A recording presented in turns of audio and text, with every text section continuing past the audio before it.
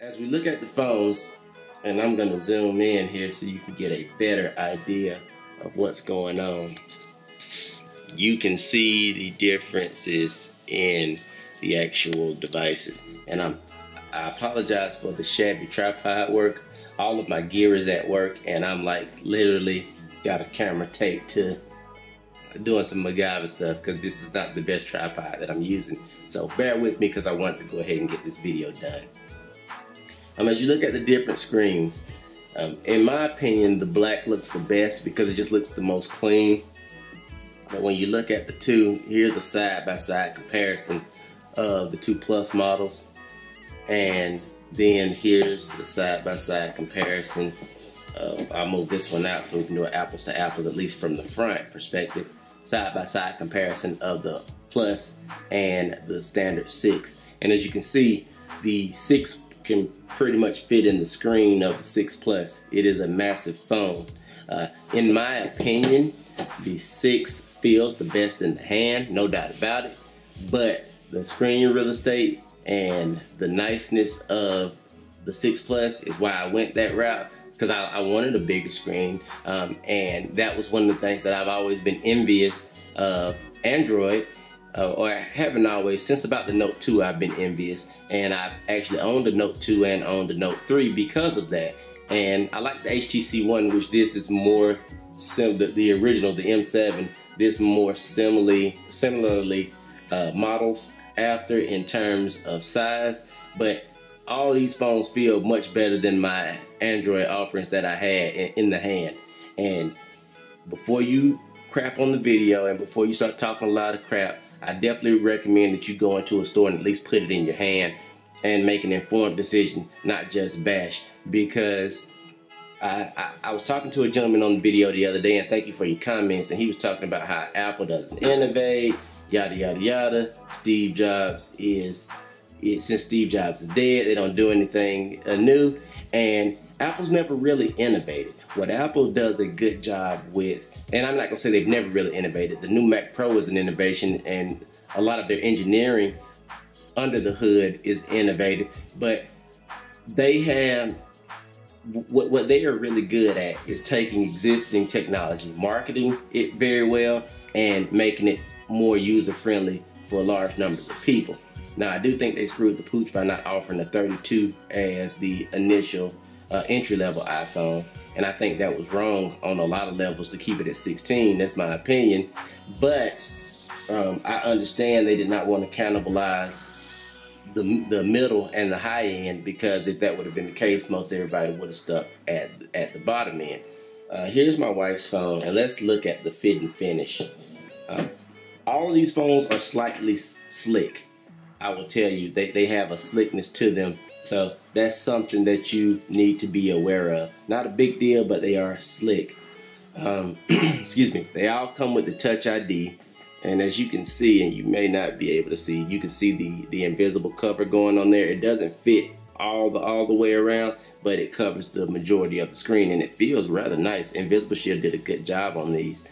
As you look at the side, if I can show you the side, there you go. You've got the actual buttons there. So you've got the toggle between volume, up and down, and then on and off vibrate.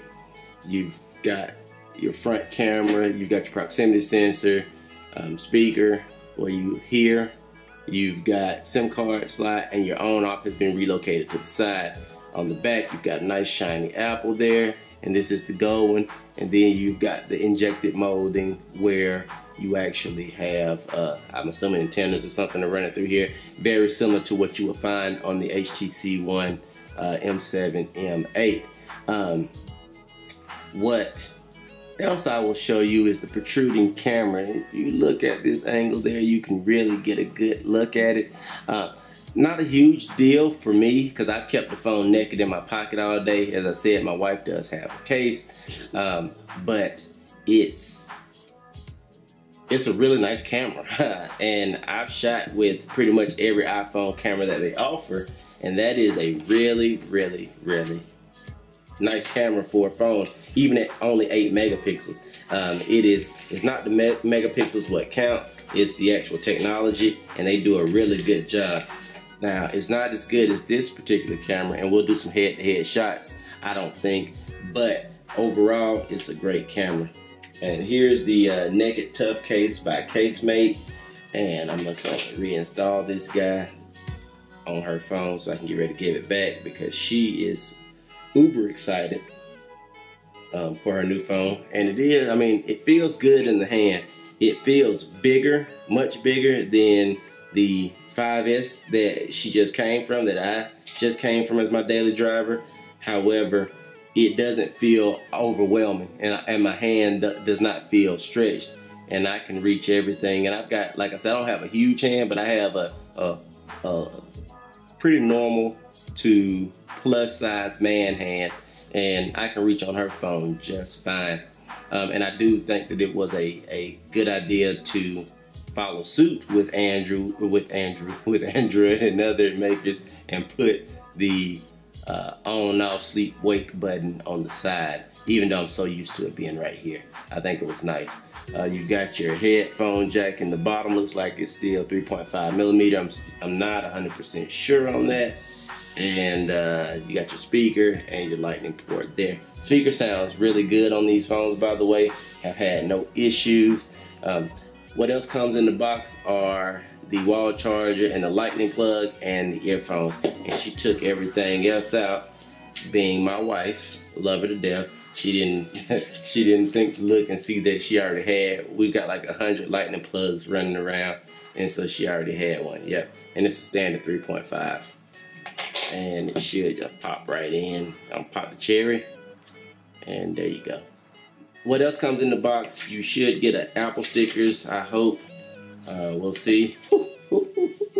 First thing, yes, more of those to add to my collection. You get the layout of the actual phone, and it goes over the ring silence switch, the volume buttons, the sleep wake button, the lightning connector, and the home button with the Touch ID.